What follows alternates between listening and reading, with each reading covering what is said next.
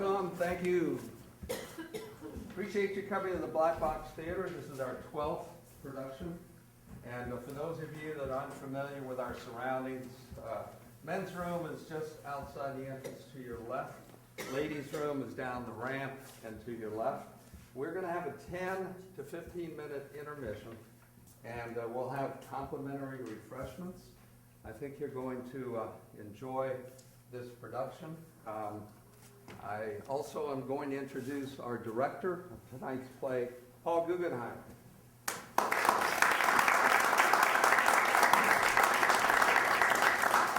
Thank you all for coming. We really appreciate it. How many of you made it over to England for the royal wedding? Anybody? Yeah, this guy right here. You flew back on the Concorde. Good job. Great. Well, for the rest of you who didn't get to go to England, you're going to get to go tonight. You're going to be transported to Great Britain and to the year 1929. Earlier in that decade, a horrific and senseless murder occurred of a boy in Chicago by two University of Chicago students named Leopold and Loeb. They were two individuals with genius IQs who felt that their intellectual superiority justified their killing. And when a writer in England heard about this, a writer named Patrick Hamilton, he penned this play that we're performing tonight called Rope. It was later made into a movie by Alfred Hitchcock about 20 years later. It was his first Technicolor film. Unlike Alfred Hitchcock, we have chosen to keep our setting in England. Though he changed his, we found that this particular play was extraordinarily well written. So then the challenge became to find a setting and a group of students who could bring this to life. And we have found an extraordinary group, and they are very eager to perform for you tonight. I ask that you turn off your cell phones and put them to vibrate if you prefer. But I would invite you to, in order to be fully transported to the early 20th century, I would say just disconnect from all the technology. Disconnect from the 21st century. Turn the phones off. Forget about your problems. Theater is supposed to be a diversion. It's supposed to be a way of forgetting about what's happening today in your life and thinking about something else and being stimulated in a different sort of way.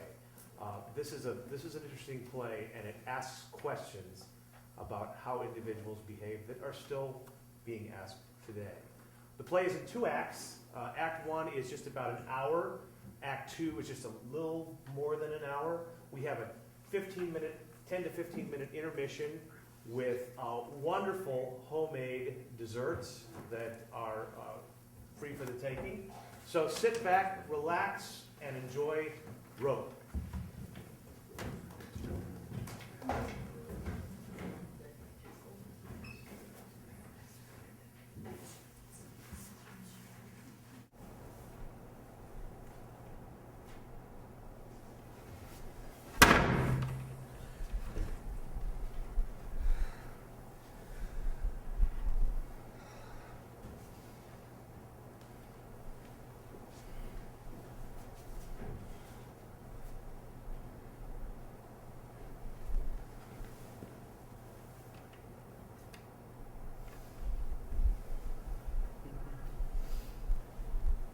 All right. Brother light. Steady, Grano.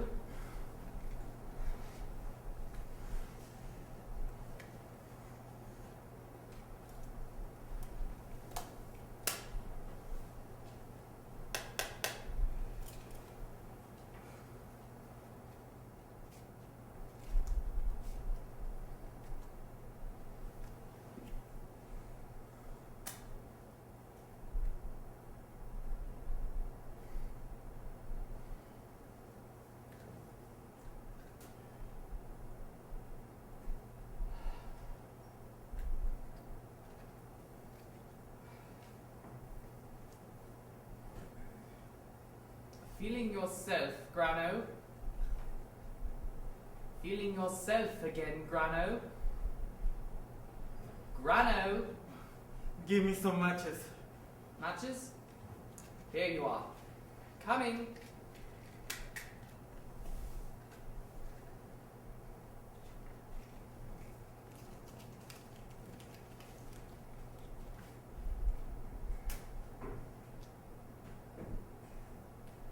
about time you pulled yourself together, isn't it, Grano?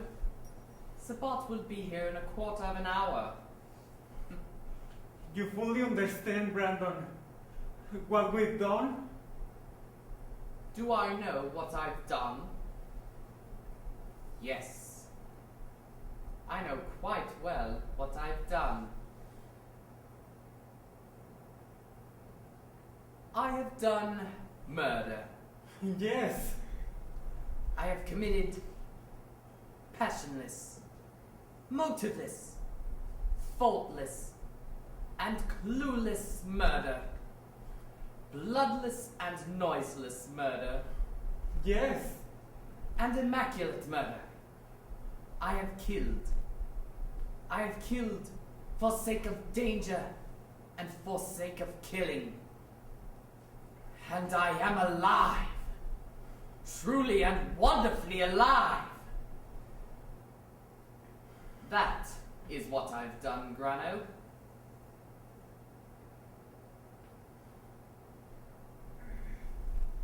What's the matter? Are you getting superstitious? No, I'm not superstitious. Then may I put on the light? No, you may not.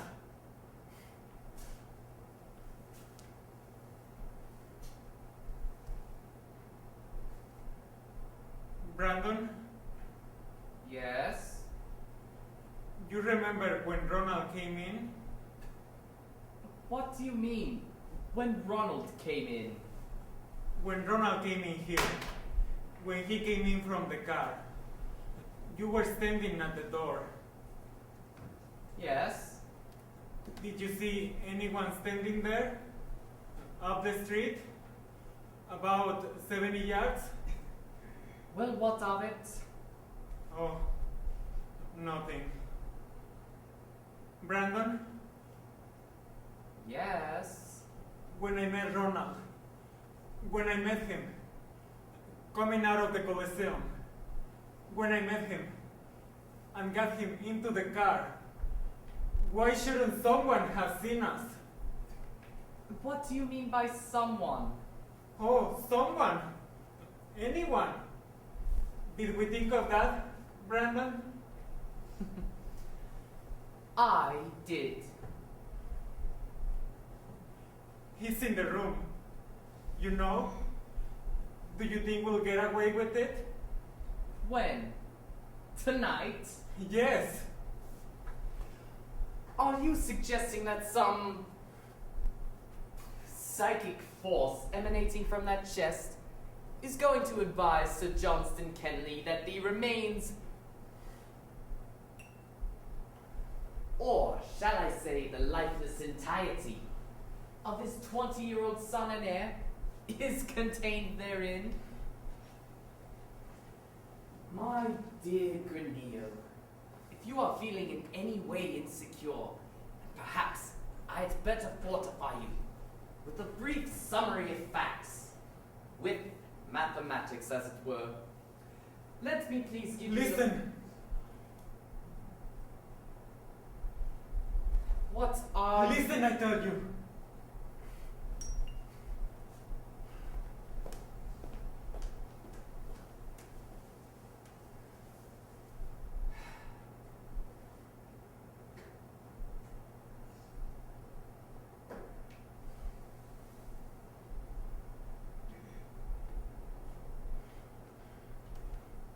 It's all right. I thought it was Sabot. Sabot will not be here until 5 minutes to 9. If then, for Sabot is seldom punctual. Sabot, in the second place, has been deprived by a wily master of his key. He will therefore ring. Let me, I say, give you a cool narration of our transactions. This afternoon, at about 2 o'clock, young Ronald Kentley, our fellow undergraduate, left his father's place with the object of visiting the Coliseum Music Hall. He did so. After the performance, he was met in the street by your good self. he was invited to this house. He was then given tea. And at 6:45, precisely, done to death by strangulation and rope. He was subsequently deposited in that chest. Tonight, at 9 o'clock, his father, Sir Johnstone Kentley, his aunt, Mrs. Debenham, and 3 well-chosen friends of our own will come around here for regalement. They will talk small talk and depart. After the party, at about 11 o'clock, This party is not asleep. Is it, Brandon? My dear Granillo, have we not already agreed that the entire beauty and piquancy of the evening will reside in the party itself? At 11 o'clock, I was saying, you and I will travel by car to Oxford. We will carry our fellow undergraduate. Our fellow undergraduate will never be heard of again. Our fellow undergraduate will not be murdered. He will be missing. That is the complete story and perfection of criminality. The complete story of the perfect crime. I am quite lucid, am I not? Yes. The party itself, you see, Granillo, so far from being our vulnerable point, is the very apex, as it were, and consummation of our feat. Consider its ingredients. I still don't think we could have chosen any better. There will be first, and by all means foremost, Sir Johnstone Kentley, the father of the occupant of the chest. It is he, as the father, that gives the entire macabre quality of the evening. Well chosen so far. We then, of course, require his wife, but she, being an invalid, is unobtainable. And we have instead procured his sister. The same thing applies to her.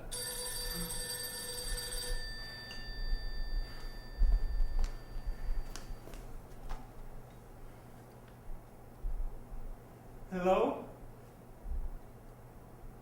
Hello? Hello? Hello? What? This is Mayfair X143. What? What? Hello? Hello? Put out the light! Put out the light, I tell you! Steady, Grano. Hello? Hello? Will you put down the receiver, Grano? You're telling London you're afraid. Come and sit down.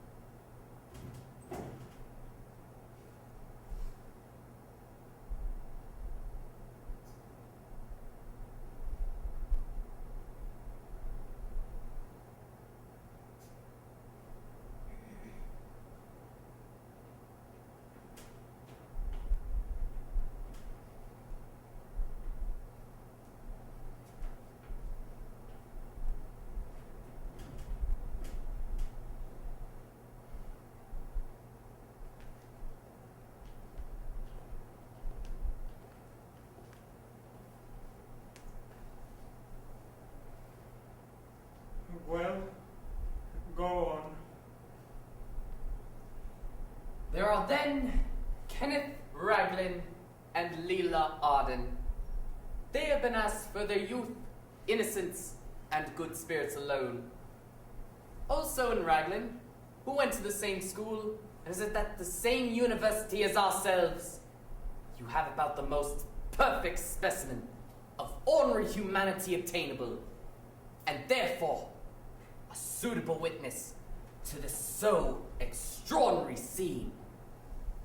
Unintellectual humanity is represented, and the same applies to Leila, his female counterpart. We then come to Rupert.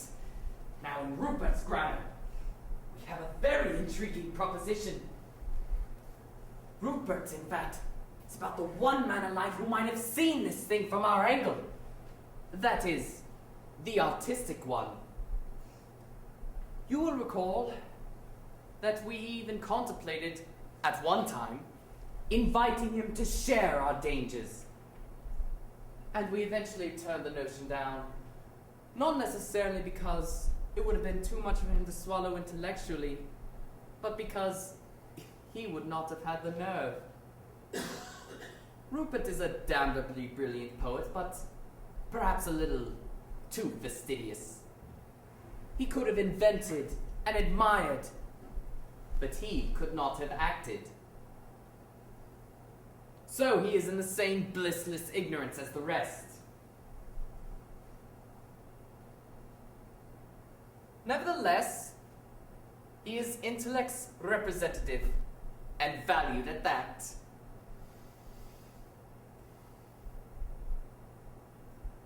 Grano?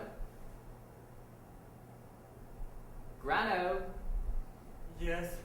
what's the time?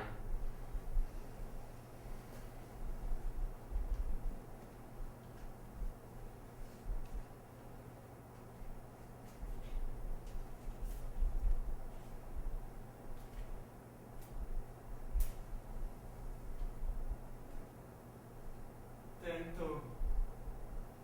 Sabot will be here in 5 minutes. I know. May I put on the light? Must you? Can you go on talking? No, I can't, I'm afraid. Go on. I'm alright. Put it on. I'm better now.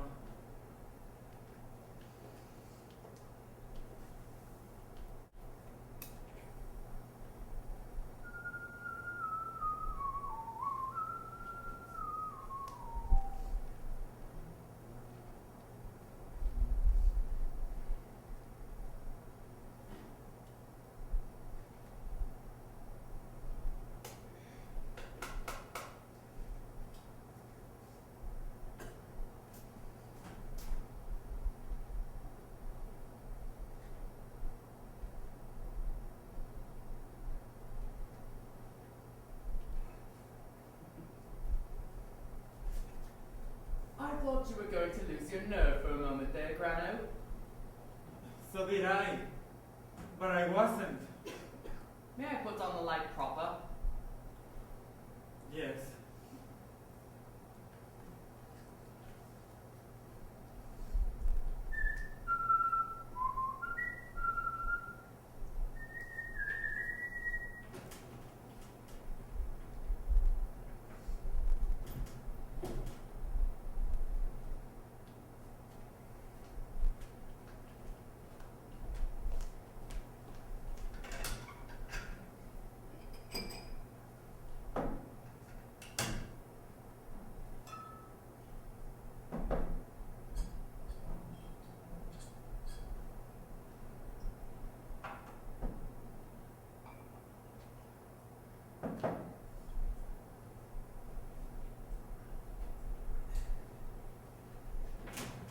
God, you fool!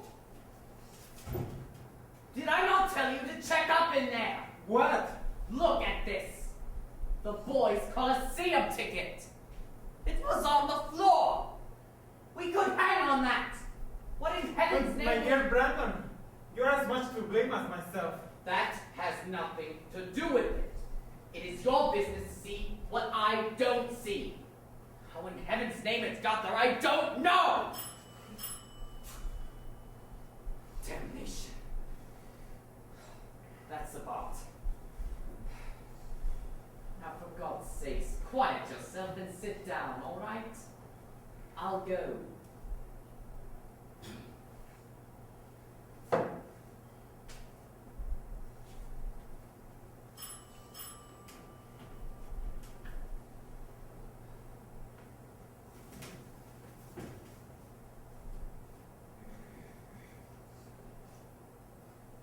In here, sir?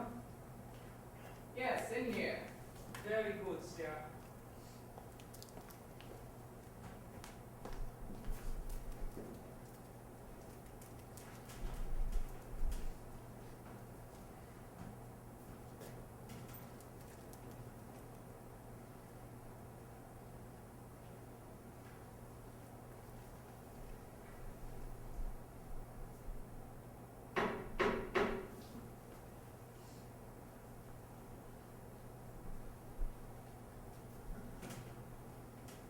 The evening paper, sir? Ah, thank you very much, Sabot. I thought you might like to look at it, sir. Very welcome, Sabot. Many thanks. Not at all.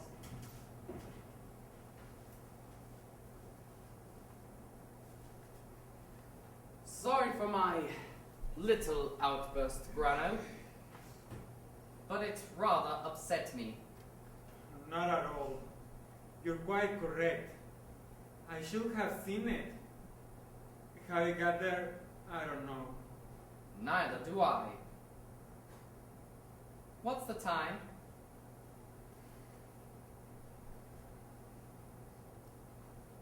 About 5 to. We can expect our first guest. Yes.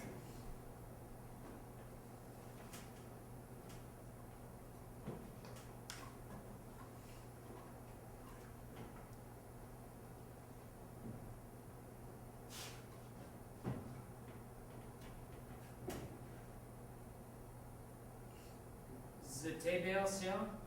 Oh, yes. Lay it there, will you? We're using the table for books. But I could bring the table from upstairs, sir. Oh, no. Lay it right there, Sabot. It'll do. No, sir. It would be no trouble to bring from upstairs. Nevertheless, Sabot. Lay it there, will you? Very good, sir.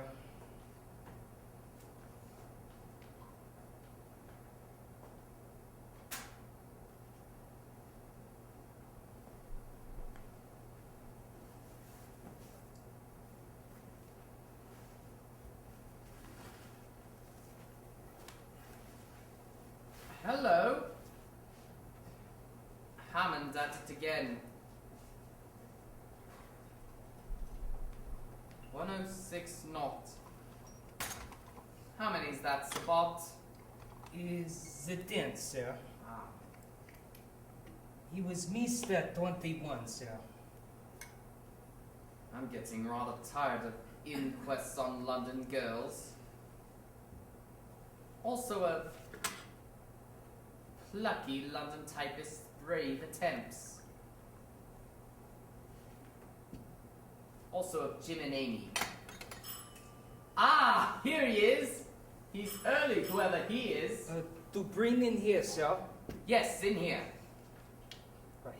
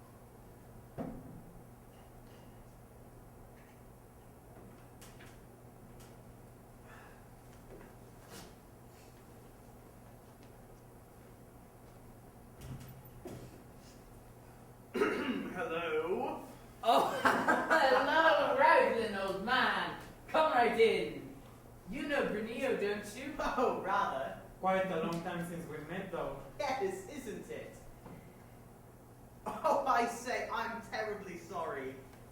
I've come dressed. Oh, my dear fellow, my fault entirely. Come, seat yourself. I should have explained further.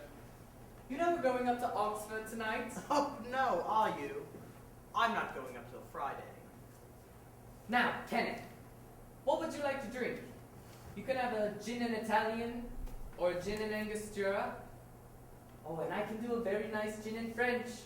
I should like a gin and it, I believe. Gin and it? Right. Yes. We leave tonight about 11 and travel by automobile in the, well, let us hope, moonlight. And of course, all this place is simply covered with books. Covered with books? Yes. I've come into a library. Oh, come into a library? Of course, books aren't really in your line, are they, Kenneth? No, not really. Only P.G. Woodhouse. Oh, are you good at P.G. Woodhouse? Oh, yes. Why? Are you? Yes, rather. Oh, Lord. I shouldn't have thought you would have been. Oh, rather. Did you ever hear of old Jerry Wickham, Kenneth? An uncle of mine. Oh, yes, rather. Well, you know he's died just lately. Oh, has he? Well, it's his library, which he has kindly and unexpectedly bestowed upon me, Good Lord. to the unspeakable mortification of Sir Johnstone Kentley. Oh, Sir Johnstone Kentley. He's quite the famous collector, isn't he? Yes. He's coming here tonight. Good Lord, is he? It is the same man, isn't it?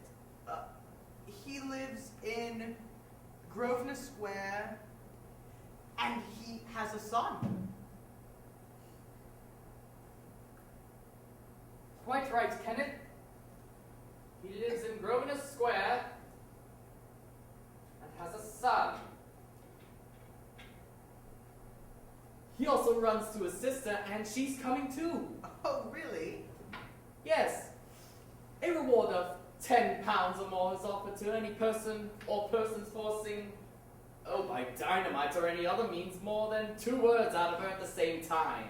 Why? Is she uncommunicative? Is she uncommunicative? Uncommunicative, Kenneth, is not the word.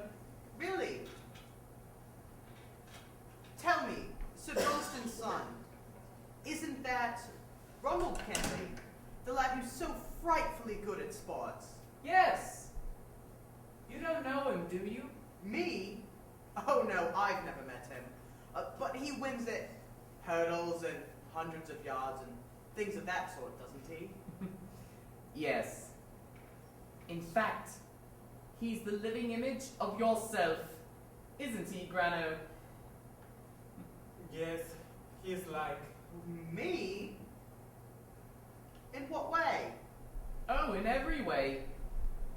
Same height, same age, same color, same sweet and refreshing innocence. Oh, shut up. I'm not an athlete anyway. No. But you're just as much alive. In fact, more so. Am I?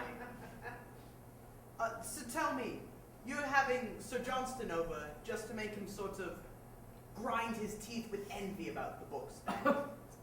On the contrary, I'm letting him have exactly what he wants. Provided I don't want it, of course.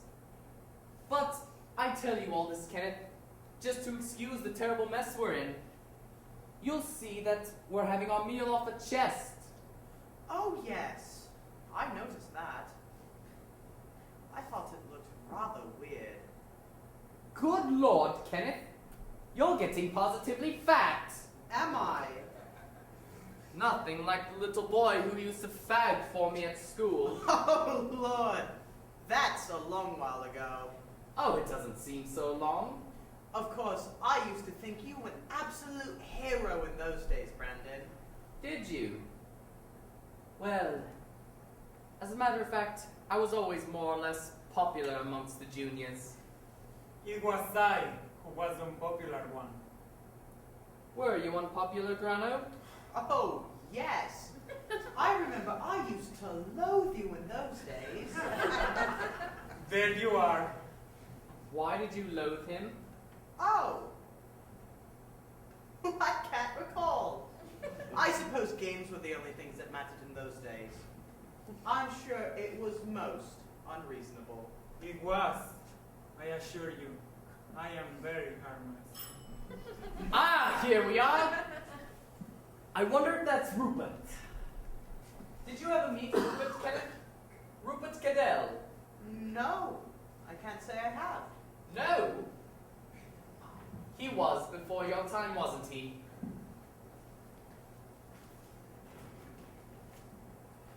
Aha! The ravishing Leila. Come along, my dear. This way. And how are you, Leila? You know Grano, don't you? Hello. And this is Kenneth, Mr. Raglan, Miss Arden. Hello. Hello.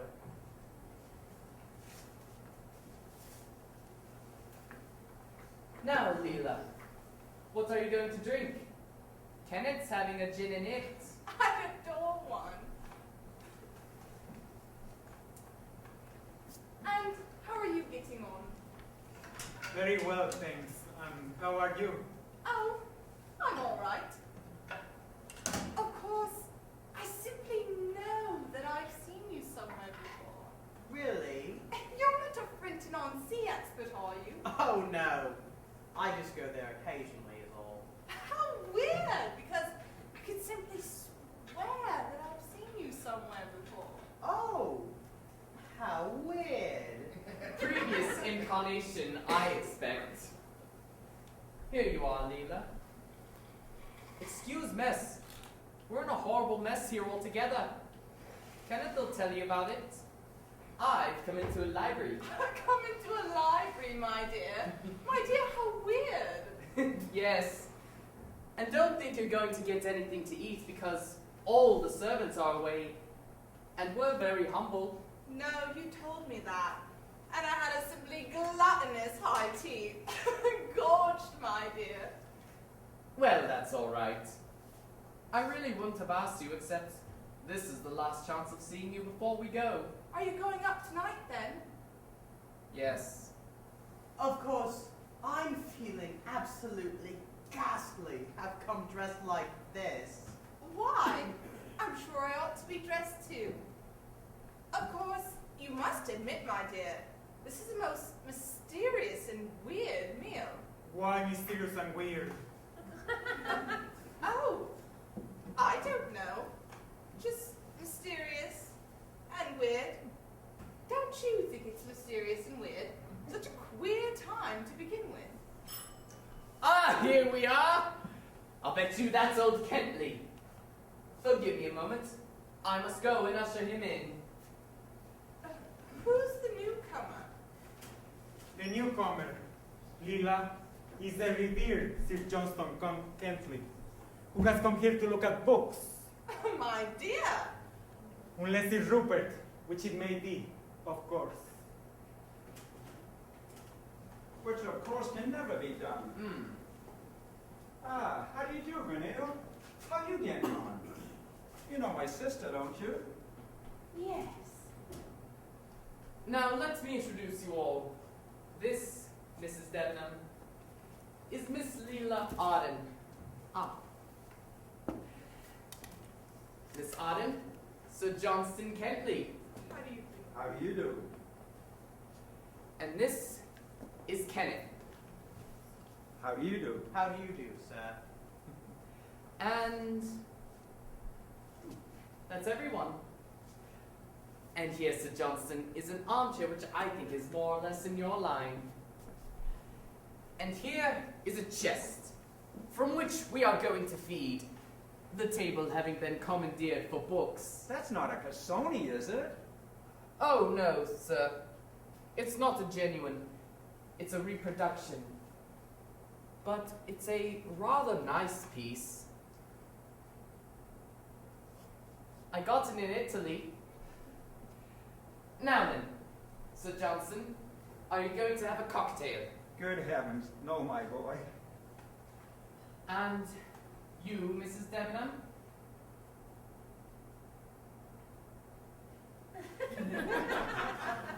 You won't? Yes, please. Ah, good. Now, what are you going to have? Are you going to have a gin and angostura? Or a gin in French? Or a gin in Italian? Yes, please. These books I'm going to see, where are they, Brandon? Oh, the books. They're in the other room. The dining room. I laid them out as best as I could, and there's more room in there. I shall be interested to see them, most interested.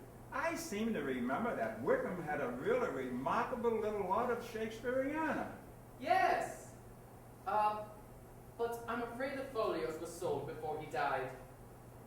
But there's a run of the quartos, and a really amazing lot of Baconian stuff. At least I'm told it's very fine. Aha! Bacon, my boy! That's a special favorite of mine. Of course, this is all too technical and peculiar. Yes, isn't it? Well, I suspect Mrs. Debenham has learned to put up with this sort of thing, hasn't she? Yes? Of course, I'm too Philistine for words. Do go on. What about bacon? I think we better try and restrain ourselves, my boy. Oh no, please do go on. You must tell us about bacon. Wasn't he the person who rushed round being Shakespeare? Or something like that?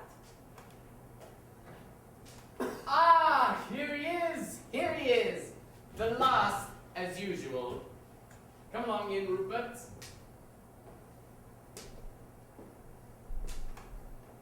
Mr. Cadell, Mrs. Debenham. How do you do? Miss Leila Arden. How do you do? How do you do? Mr. Cadell, Sir Johnstone Kentley. How do you do, sir? How do you do? Mr. Raglan, Mr. Cadell. How do you do? But tell me, I don't quite follow. Have I come dressed up, others come undressed? I telephoned an inquiry but cannot obtain any answer. Now contain yourself, Rupert, and sit down. What's in heaven? There you are, Rupert. We're going to have our meal off a chest. Oh, are we? Yes, Why are we going to have a meal off a chest? because it's a very nice chest. And because all the tables are covered with books. Yes, haven't you heard? The entire place is covered with library. Oh. Now then, Kenneth, are you going to... I'm sorry, you already had your cocktail. Rupert, would you like a cocktail? No, thank you. I've had 4 already. 4? Yes. Why? Aren't I carrying my drink? Oh, you're carrying it all right. It's just a rather mean advantage, that's all. Oh, that's all right, Sabot. I'll ring when we're through. Then you can clear and get away. Thank you, sir. When do we begin to have our meal off a chest? Because personally, I am rather peckish. We're starting right away, Rupert. Now look here, you people. There's lots of plates and knives and things. And also sandwiches and things. Pate, caviar, and salmon and cucumber.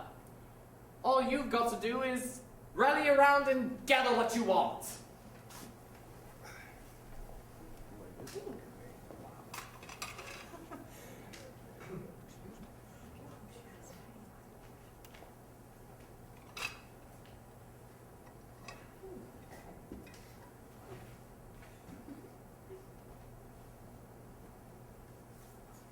great Cadell, then? Why, do you know anything about me? Oh, I've read your poems, that's all. Or at least a lot of them. Oh, dear me, sir. I hope you're not confusing me with the other Cadell. No, I don't think so. You write poems, don't you? I am told so, sir. But then so does the other Cadell, a devastating creature who spells it with 2 Ds. Oh, no. There's no confusion. I never knew you could spell Cadell with 2 Ds. Same here. Yes, same here. I used to know a Cadell once. She only used to spell it with 1 D. Louisa Cadell! Horrible old hag she was, too. She used to live in Bayswater. Dear heaven, the young man is alluding to my aunt. Oh, I say, I'm terribly sorry. Have I dropped a brick? No, you've said a mouthful. Can I have another sandwich? Oh, I say, must we have our meal of a chest? Here you are. It's a little topper.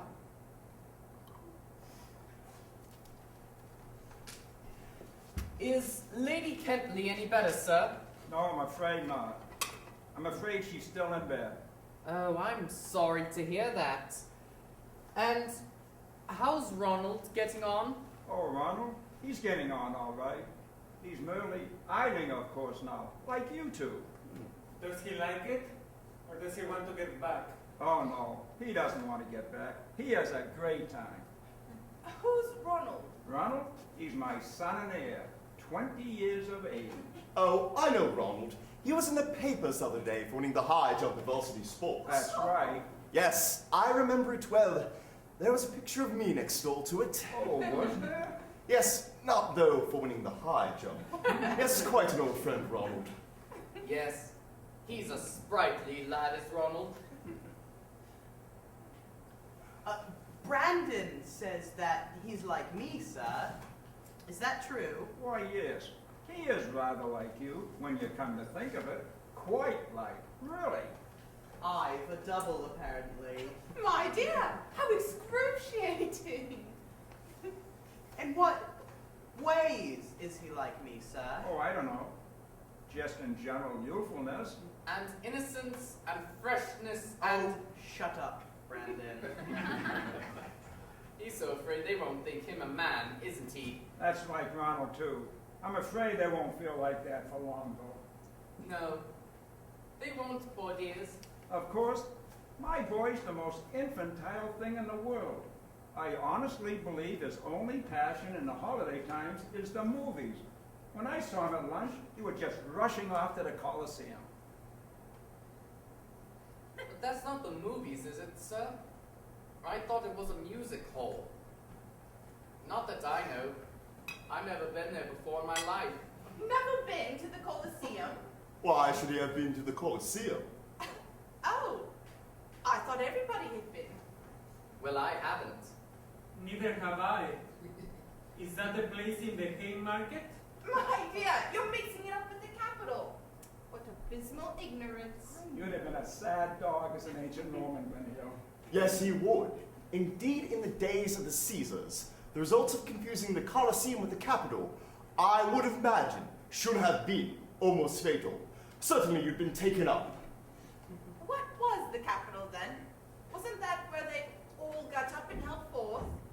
The capital, I am told, was the Roman temple to Jupiter on the Tarpeian Hill. My dears, weren't they sweet? Wherein exactly were the ancient Romans sweet? My dear, such awful fools, going in for Jupiter and temples and all that. Such a terrible lot to bother about nothing. Well, that's one way of looking at it.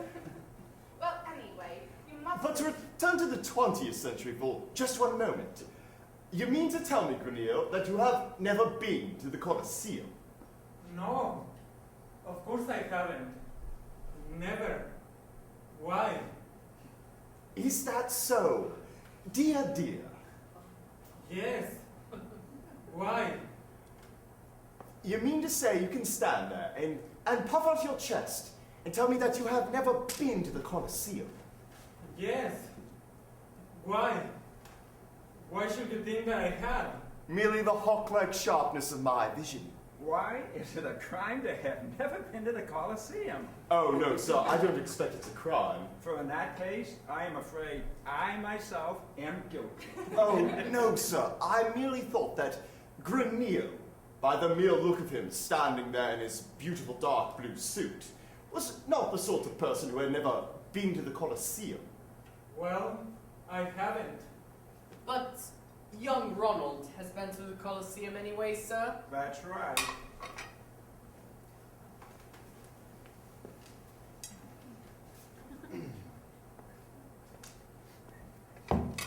Oh, I say, I'm coming to the conclusion that there's some ulterior motive to this chest picnic. What do you mean, ulterior motive? You mean it's done purely to make poor Rupert spill things all over his trousers? I think it is more than likely. Oh, I suspect much worse than that. I think they've committed murder, and it's simply chock full of rotting bones. It's just the sort of thing for rotting bones, isn't it? Yes, it is, isn't it? Yes, it is. My dear, you're right. I wouldn't let you see the inside of that chest for worlds. I'm sure you wouldn't.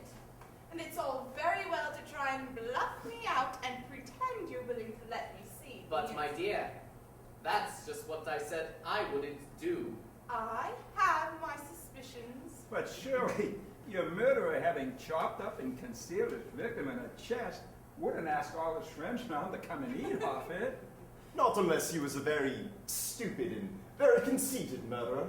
Very stupid and very conceited. Which, of course, he might be. In fact, it's exactly what all criminals are. Oh, I don't think so. Talking of murderers, have you seen that new thing at the new gallery? Oh, yes, I saw it. Isn't it good? Yes, isn't it? I didn't like her, though, much. That new woman. I didn't think she was much good. No, she wasn't much good. That other film was good, though, wasn't it? Yes, wasn't it good? Yes, it was good, wasn't it? The Lord looked down upon us. We have fallen amongst fans. Of course, the man I've got a passion for is William Powell. Is he good? My dear, absolutely marvelous. You know, my dear, strong, silent. In fact, I think I like him better than John Gilbert now. Oh, do you like John Gilbert? Oh, rather. I think he's terribly good. Yes, he is good. Not as good as Ronald Colman, though. Oh, don't you think so?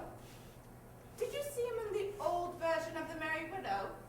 Yes, he was good in that. Of course, he had a moustache in that one, didn't he? I expect that improved him, didn't it? But then, John Gilbert always had a moustache, didn't he? Oh, no, rather not. I've seen him in thousands of ones without. All the early ones. The early ones. By the way, did you see Robert Montgomery in that thing with Joan Crawford? I've forgotten what it was called. The Wonderful Something. Or something. You know, it was all sort of... you know. I, for one, at the moment of speaking, do not. Oh, yes, I know what you mean. The wonderful... I've forgotten. It was jolly good, though, wasn't it? What do you think of her, Joan Crawford? Oh, I don't know. Like all these. You know. I once went to the pictures and saw Mary Pickford. Oh, what did you think of her? I don't know, like all these, you know. But what was she in anyway? There's something, I think. Or something like that. Something very like it, anyway. I don't believe you ever went. I never knew you were a fan like this, Leila. I simply abhor the things myself. What, on moral grounds? Oh no. They simply make me go to sleep. And all those places are so infernally stuffy.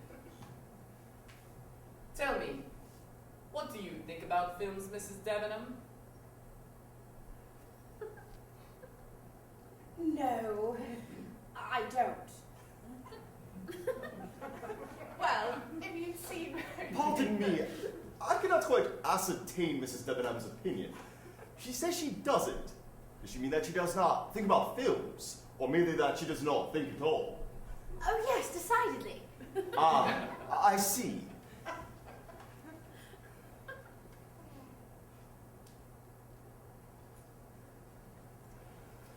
Well, anyway, who says books? I. Yes, that's a very good idea.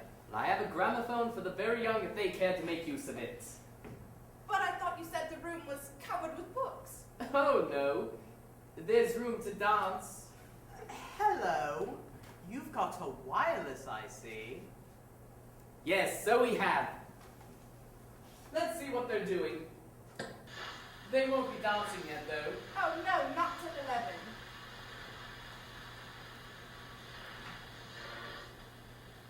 Hello? It's not doing anything. Then take it off.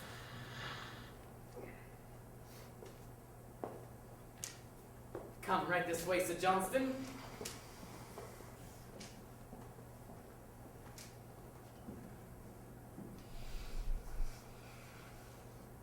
Won't you come along too, Mrs. Debenham? You dance, don't you? Oh, I really couldn't say. We never know until we try, do we? I beg your pardon. Granted, utterly. Well, come along, the rest of you. If you want to, that is. I've dozens of records in here. Thank you.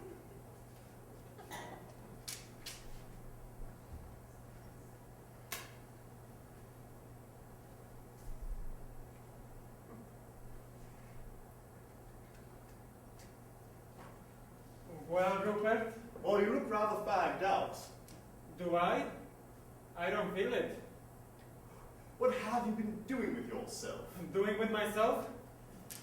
Nothing. Why did you ask? For no reason whatever, my dear Brano. You seem rather touchy.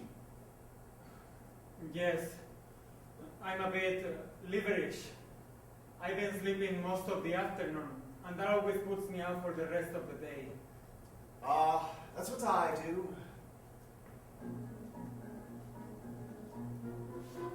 Writing anything lately? Yes, a little thing about doves, and a little thing about rain. Both good, very good, and then in fact, I'm getting on with the big work. That going well? Yes, very. Indeed, it promises not to be the best thing I have ever written, but the best thing I have ever read. This is rather nice, isn't it? So you and Brandon meet tonight for Oxford? That's right. Leaving about when? We're aiming to start about 10:30. Arriving there about when? Oh, about 3. Why? Peculiar form and enjoyment, Grano, but then that's like you. Why? Lovely moonlit night. It's not. It's raining already. It's not. Yes, it is. Listen.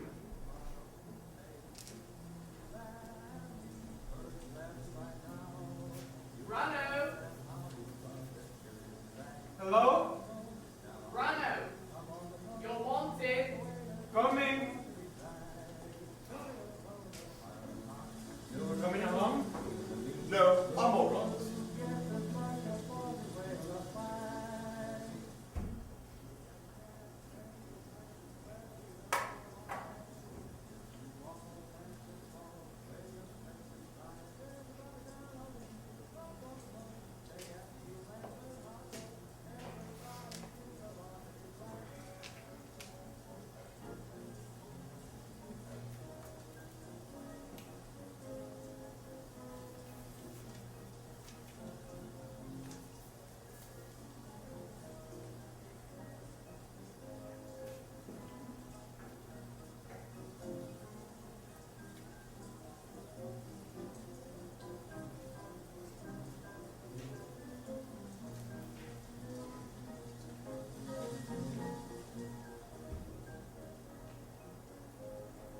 Ah, good evening, Sabot.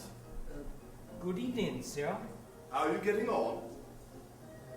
Very well. Thank you, sir. It's going to be a dirty night. Yes, sir. I suppose Mr. Brandon will still be going, though.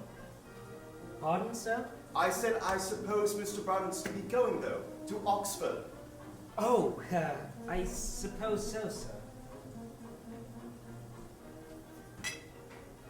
Have you any idea of the date, Sabot? The date, sir? Why, yes, sir. It is the 16th, sir.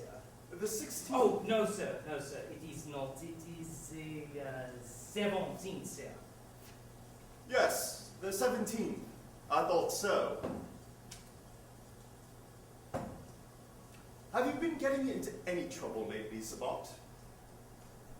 Trouble, sir? Yes, trouble. Trouble, sir? Uncanny as it may seem, the word I employed, Sabot, was trouble. What kind of trouble, sir? Why, have you a selection? Life, sir. She is full of trouble.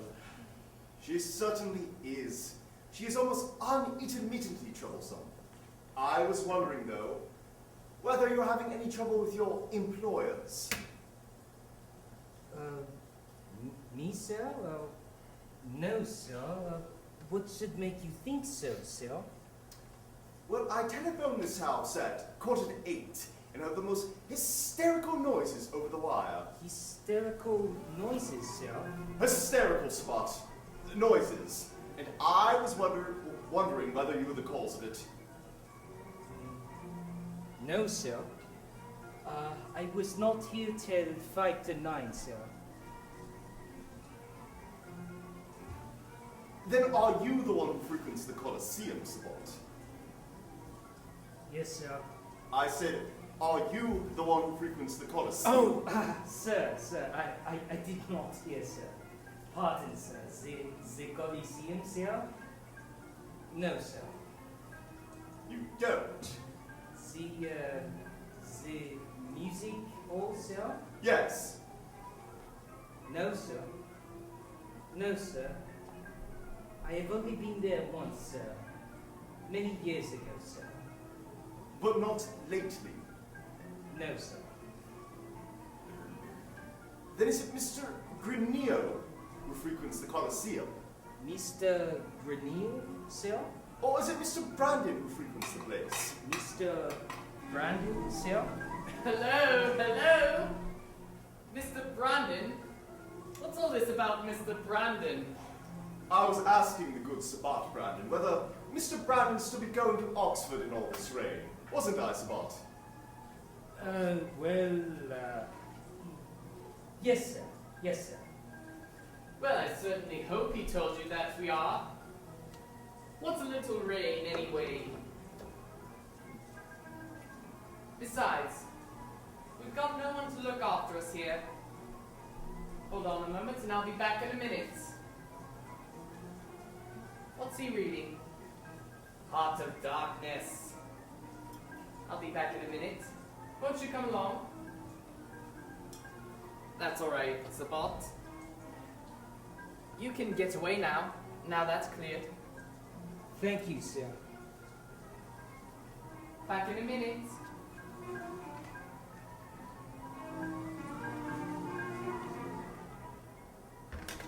That Sabot is what we call a white one. A white one, sir? Oh, sir. Yes, sir. A white one, sir.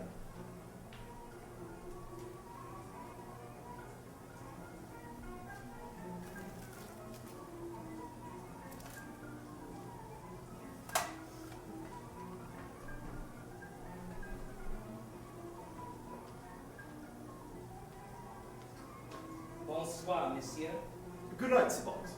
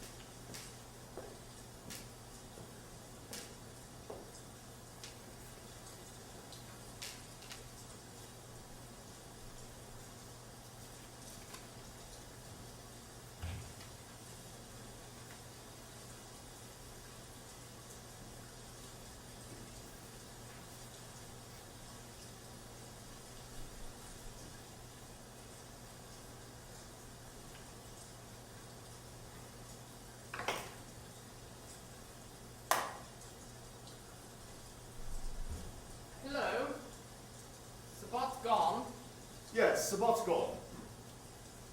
Brandon?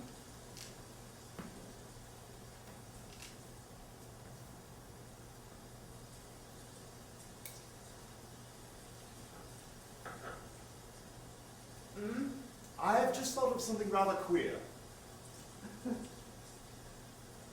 Something queer. And what's that? All this talk about rotting bones and chests.